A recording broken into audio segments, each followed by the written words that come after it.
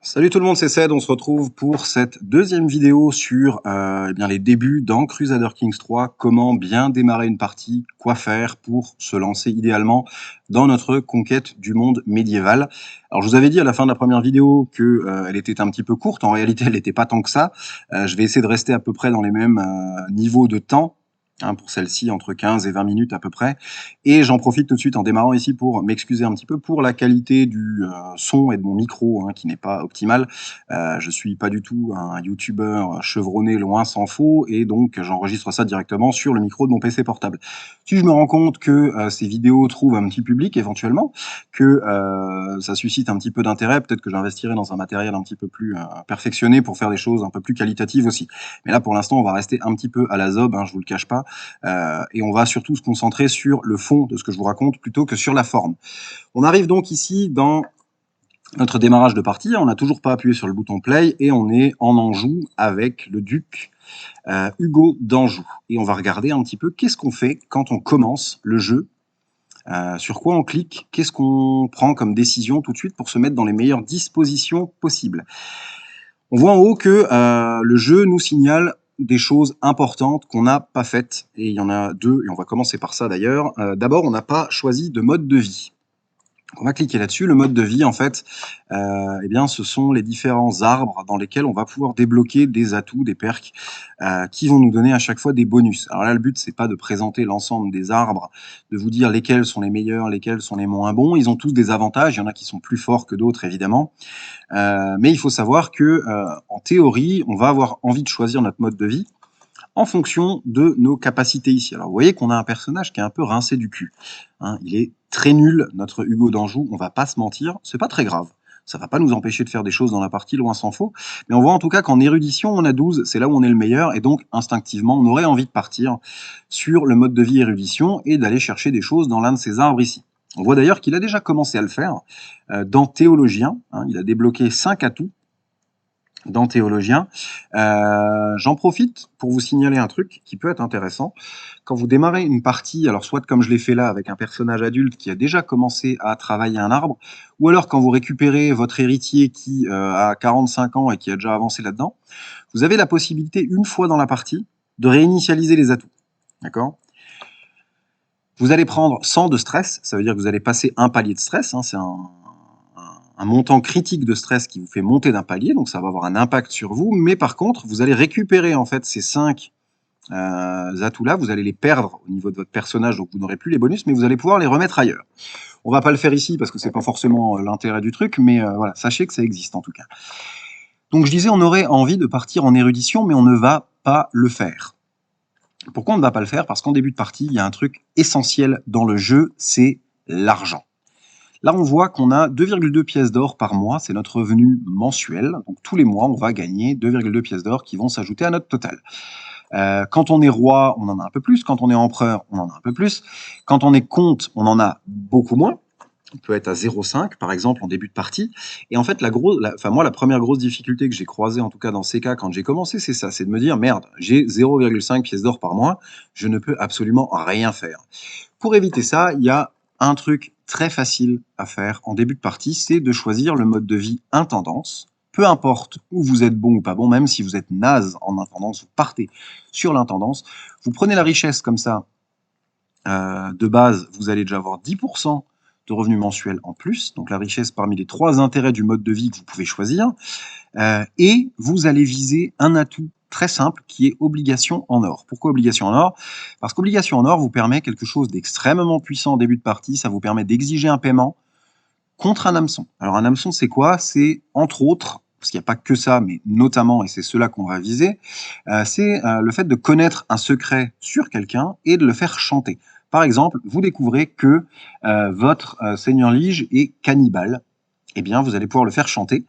Et quand vous aurez l'atout obligation en or, eh bien vous pourrez faire valoir cet hameçon que vous aurez obtenu par chantage grâce au secret que vous avez connu pour exiger un paiement. Et ça, c'est extrêmement intéressant parce que les paiements, ça va aller à coût de 20, 50, 100, 200 parfois même pièces d'or en début de partie.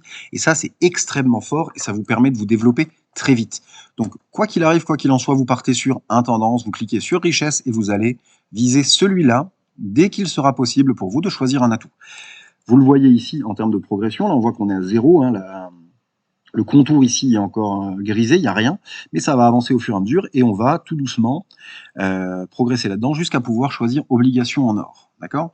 La deuxième chose qu'on va faire, c'est se marier. On n'est pas marié, d'ailleurs c'est pour ça que j'ai choisi Hugo, parce qu'il n'est pas marié, et surtout il n'a pas d'héritier direct, il n'a pas de fils, hein, ou de fille d'ailleurs.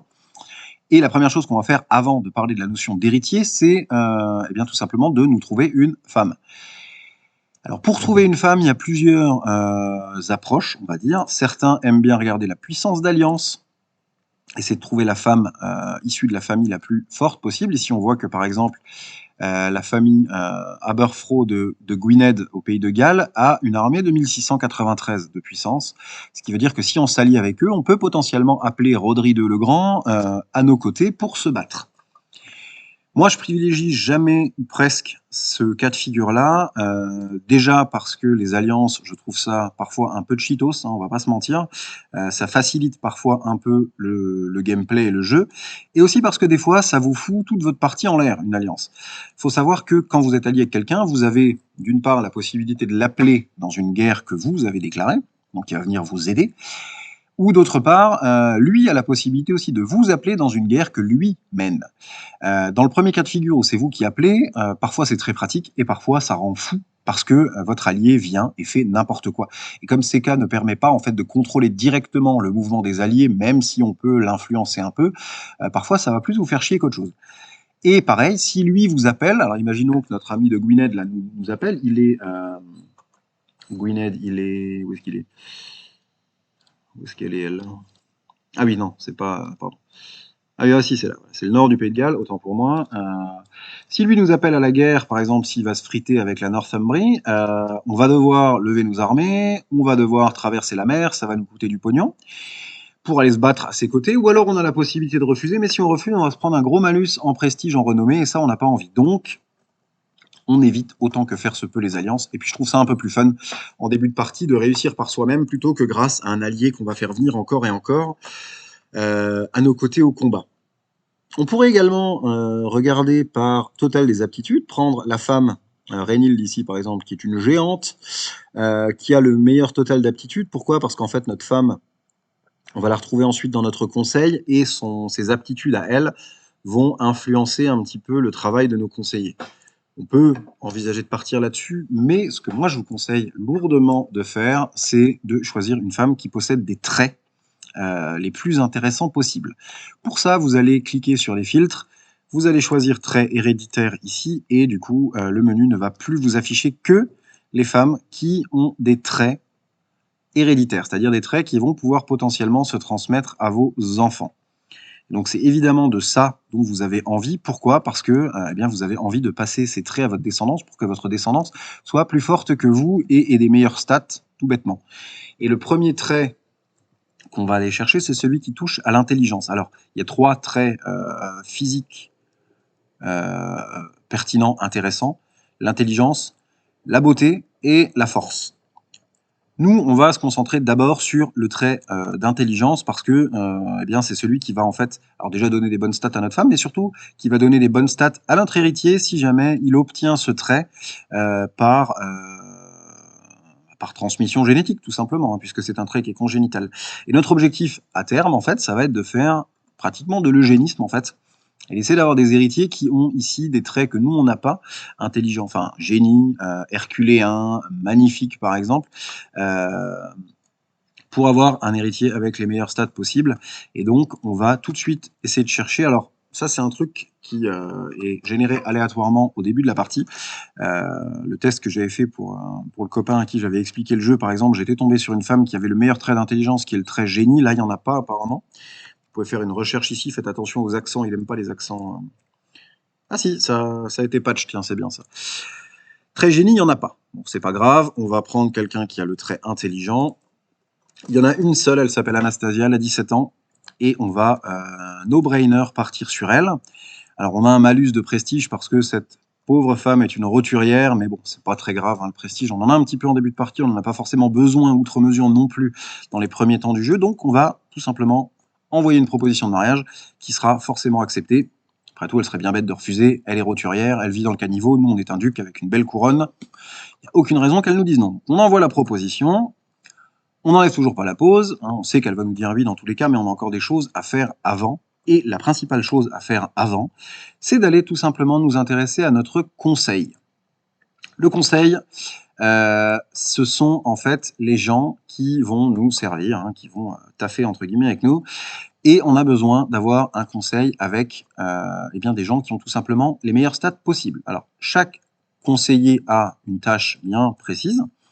Lui s'occupe de tout ce qui touche à la piété, c'est l'évêque, hein, le cureton de la cour. Lui s'occupe de tout ce qui touche à la diplomatie, c'est donc sa stat de diplomatie qui est importante et elle seule. L'intendant s'occupe de tout ce qui touche à l'intendance et donc surtout à l'argent, hein. Le maréchal s'occupe de la martialité, donc de tout ce qui est militaire, et le maître espion s'occupe de tout ce qui est intrigue, c'est-à-dire les complots et la protection contre les complots, notamment. Notre but dans la vie, ça va être d'avoir des gens avec les meilleurs stats possibles pour qu'on soit le plus aidé possible, entre guillemets, dans notre tâche de dirigeant. Le problème, c'est que très souvent, en début de partie, vous avez un conseil qui est rincé du fion. Et le but, ça va être de vous montrer comment faire pour avoir le meilleur conseil possible. Sachez tout de suite qu'il y a une personne là-dedans qui est l'évêque que vous ne pouvez pas changer.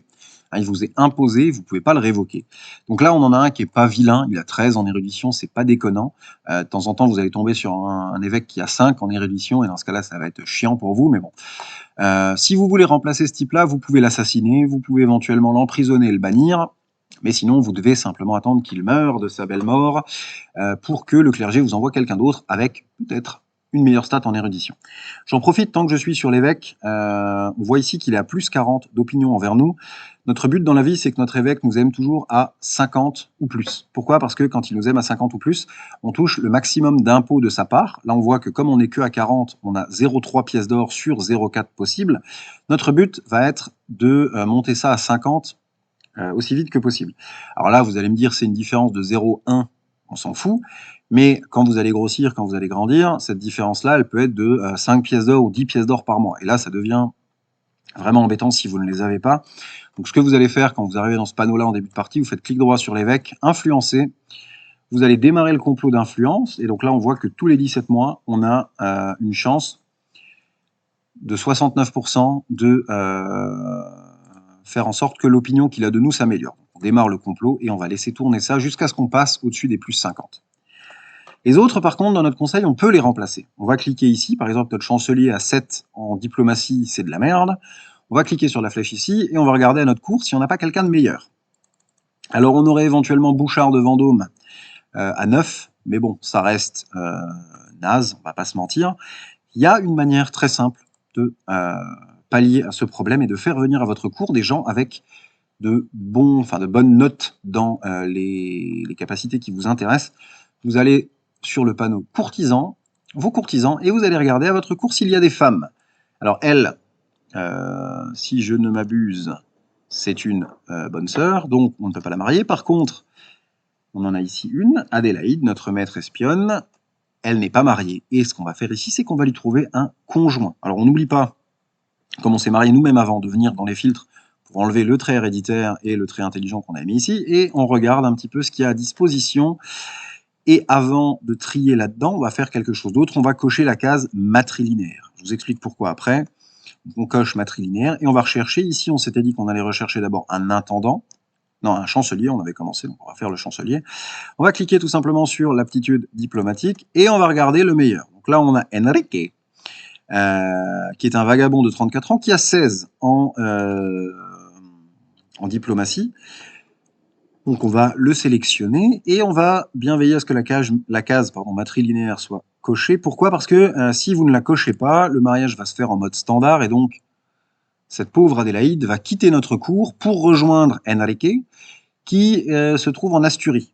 Donc en fait, on aura fait ça pour rien. On aura filé une femme de notre cour à un type habillé bizarrement pour qu'il l'emmène en Asturie. Ça ne nous intéresse pas. Par contre, si on coche matrilinéaire, eh bien c'est Enrique qui va rejoindre Adélaïde, sa bien-aimée, à notre cour. Et grâce à ça, on pourra bénéficier du petit 16 bien sympathique en diplomatie d'Enrique et le nommer tout simplement dans notre conseil. Donc on va envoyer la proposition, on voit que ça sera accepté, pas de problème. On va refaire la même chose avec Catherine, drôle de prénom, pas mariée non plus. on va lui trouver un conjoint matrilinéaire toujours. Ici, on va se chercher un maréchal, par exemple. Donc, on trie par martialité. Barral, 16 en martialité. On sélectionne. Matrilinéaire, c'est fait. On envoie. On a ensuite Bonne. Bonne qui n'est pas mariée non plus. Chère Bonne. On va se chercher un intendant cette fois-ci. On va trier. On a, c'est pas terrible. On a Godsello avec 14 en intendance. On va faire avec. En début de partie, on n'oublie pas de cocher évidemment matrilinéaire et on envoie la proposition. Et là, vous voyez qu'il nous manque a priori une personne dans notre conseil, c'est le maître espion. Le maître espion, c'est le seul poste où vous pouvez comme ça nommer une femme qui n'est pas une dirigeante de votre pays. Et donc, on va se servir d'un homme, cette fois gaucher par exemple ici, pour trouver une femme avec la meilleure note possible en intrigue. Blaomira.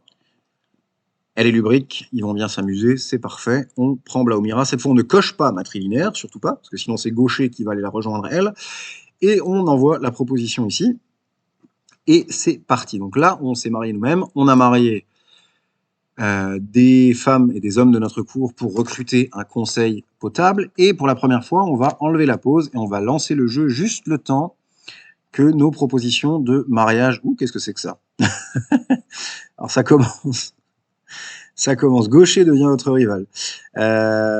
Commence un complot d'assassinat, il va me le payer. Alors, ça, bon, c'est des événements qui popent de manière aléatoire. Je ne m'attendais pas à ce qu'il y en ait un tout de suite. On a vu des gens tout nus. Gaucher s'est moqué publiquement des parties intimes de vous dans un établissement de bain de Auxerre. C'est pas très sympa, ça. Du coup, ça devient notre rival. Bon, ça nous intéresse pas tout de suite. On enlève du coup la pause à nouveau et on va attendre. Voilà. Donc, Bonne et Godsello se marient. Pas de souci. Moi-même, je me marie avec Anastasia. Adélaïde et Enrique se marient. Catherine et Barral se marient. Et il doit en rester un ou une normalement. Gaucher et Blaomira se marient. Donc là, c'est parfait. On va pouvoir refaire notre conseil. Ulrich, tu t'en vas, t'es nul. On va prendre ici Enrique qui a 16 en diplomatie. On va prendre ici Godsello qui a 14 en intendance. On va prendre ici Barral qui a 16 en martialité, et on va prendre ici Blaomira qui a 18 en intrigue. Voilà. Donc là, on a notre conseil qui est fait, on a notre femme également qui est là, et on va faire une dernière chose avant d'en finir avec cette vidéo. On parlera dans la prochaine de succession d'enfants, de guerre aussi, mais on va finir ici avec une dernière chose. Vous vous rappelez tout à l'heure que je vous ai dit que, quoi qu'il arrive, vous partiez sur l'intérêt richesse du mode de vie intendance pour viser obligation en or ici. Pourquoi on fait ça? Eh bien parce qu'on va vouloir faire valoir donc des secrets pour gagner de l'argent. Et ces secrets, il va falloir aller les chercher. Et vous allez aller les chercher grâce à une mission de votre maître espion qui est chercher des secrets. C'est pas très compliqué. Vous cliquez sur cette petite loupe ici et vous allez sélectionner... Alors, moi, je le fais, généralement, c'est la cour du roi de France, ou la cour de votre seigneur lige, ou la cour, en tout cas, d'un truc très puissant. Que ce soit l'Empire byzantin, que ce soit la Lotharingie, la Francie orientale, l'Italie, etc. Pourquoi vous allez chercher des secrets dans une grande cour comme ça? Tout simplement parce que dans ces cours-là, il y a beaucoup de monde, et donc vous êtes plus susceptible de trouver des secrets. Tout simplement. Donc vous lancez ceci, et eh bien vous allez attendre que ça se passe tous les 7 mois. Elle a une chance, Blaomira, de trouver un secret, grâce auquel on va pouvoir faire chanter quelqu'un, et dès qu'on aura l'atout obligation en or, eh bien, cet hameçon qu'on aura obtenu par le chantage nous permettra de gagner de l'argent. Voilà. On se quitte là-dessus pour cette deuxième vidéo, j'espère que ça vous a plu. On se retrouve pour la troisième partie où on verra d'autres éléments intéressants sur le mariage, sur le conseil du seigneur lige, sur la succession également, sur la guerre. Et écoutez, je vous dis tout simplement à la prochaine.